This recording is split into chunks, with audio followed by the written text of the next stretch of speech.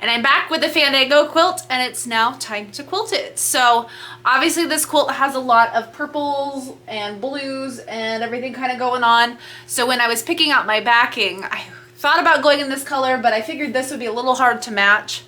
And then I had an idea.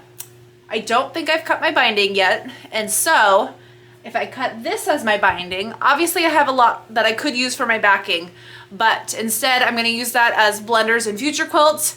And I decided to go a little wild card, and I went with green.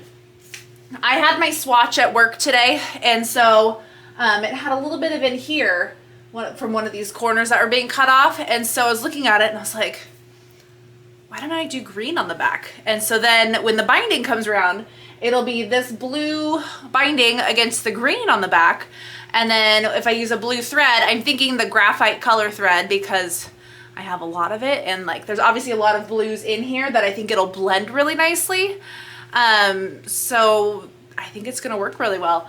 I'm still undecided on my pantograph at this moment, and so what I'm thinking, kind of leaning towards, is kind of something that looks like waves. Maybe my ebb and flow one that I really like, because we've got Lilo and Stitch, he's in Hawaii, kind of give that motion.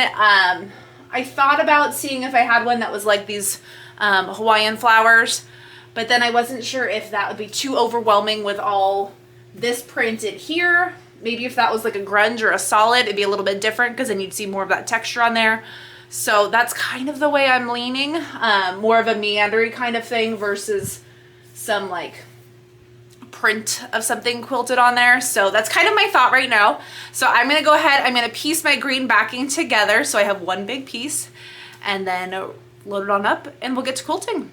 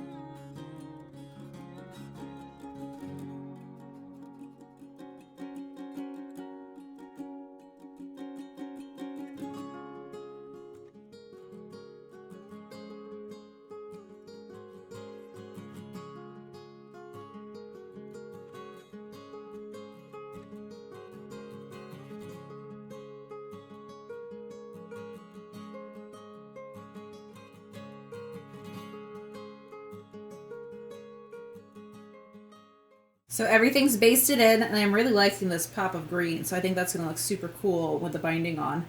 And so from here, I've got the ebb and flow design, so all set up and ready to go. I did it a little smaller than I usually do. Usually I kind of blow it up to like 15. I'm doing a 10-inch pattern height to see how that's different.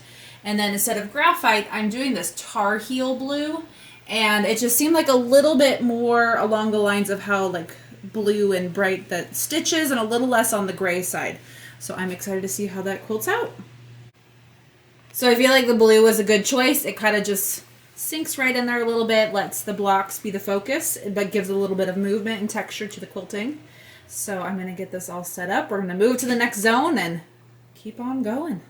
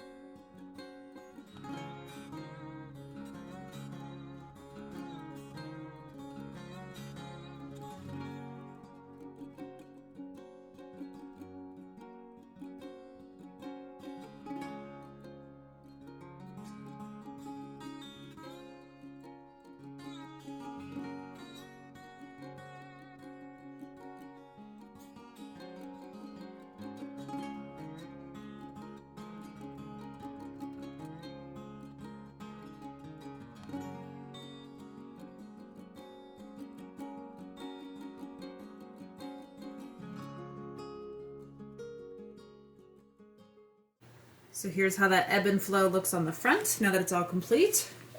And then the green back looks super fun. You can still see that like hint of blue in there, but it's a nice little blending in. So now it's time to lay this out on the floor, cut off all the excess, put binding on, and check it off our list.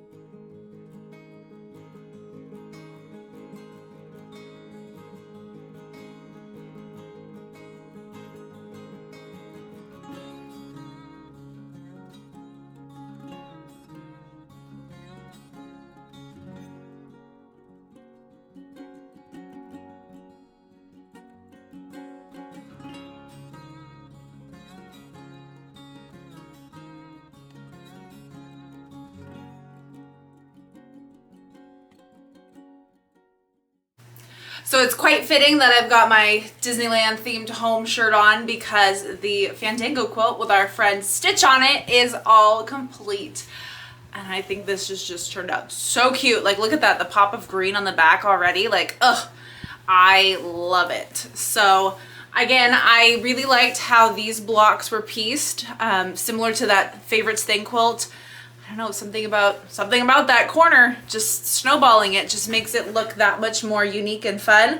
And then the way that they alternated it with each row kind of gives it a little bit of movement. So I think it paid off switching this fabric, the stitch fabric, out of the fabric one spot and kind of giving it that standalone block, because then the blue can kind of act as like a kind of a background but kind of a print, and then as it frames up all the way around, and I had enough to use for the binding, that kind of gives it almost like a striped look with the little symbols going all the way around, and it just kind of gives it something a little extra. It kind of looks like the hearts at the top are kind of like falling like raindrops a little bit.